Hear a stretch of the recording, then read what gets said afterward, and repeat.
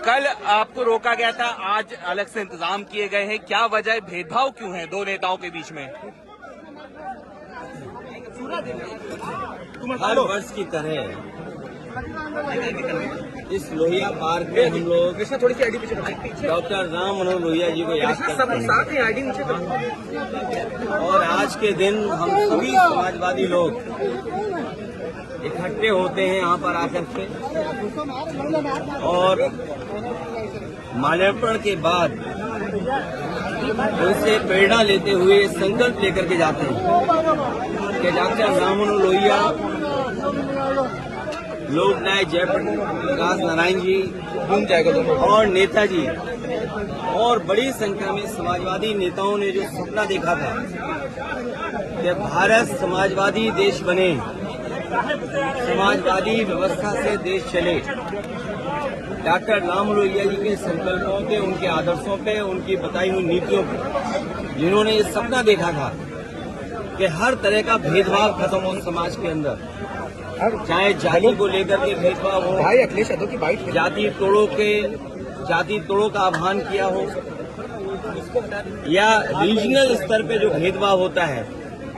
उसको लेकर के भी डॉक्टर राम लोहिया ने कहा कि इस तरह का कोई भेदभाव नहीं होना चाहिए। सत्य क्रांति का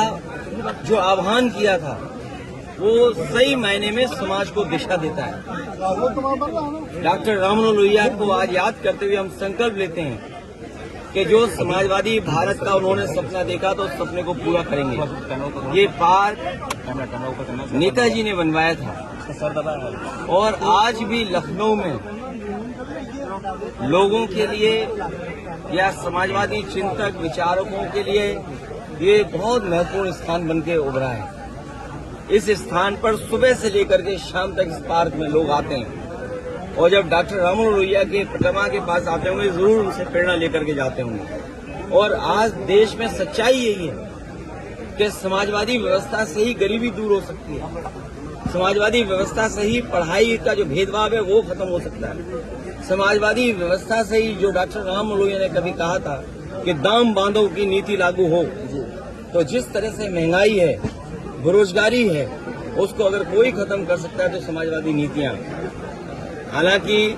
जयप्रकाश जी ने संपूर्ण क्रांति का आह्वान किया था, महंगाई या भ्रष्टाचार उस समय की राजनीतिक परिस्थितियों को लेकर के सरकार को इस तरह का व्यवहार कल नहीं करना चाहिए था जिस तरह का सरकार ने व्यवहार किया था।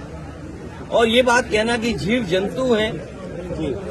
इसलिए आप नहीं जा सकते हो, तो जीव जंतु तो सड़कों पर भी हैं, हर जगह हैं, क्योंकि हर जगह आना जाना आप रोक देंगे क्या? जीव जंतु से आप पूरा यातायात रोक दोगे? सड़कों पे चलने को रोक दोगे क्या आप? इसी बहाने को लेकर के जीव जंतु हैं। ये केवल समाजवादियों का जो काम था, समाजवादियों का आज भी काम दिखाई दे रहा है। जयप्रकाश नारायण इंटरनेशनल सेंटर के सामने आज भी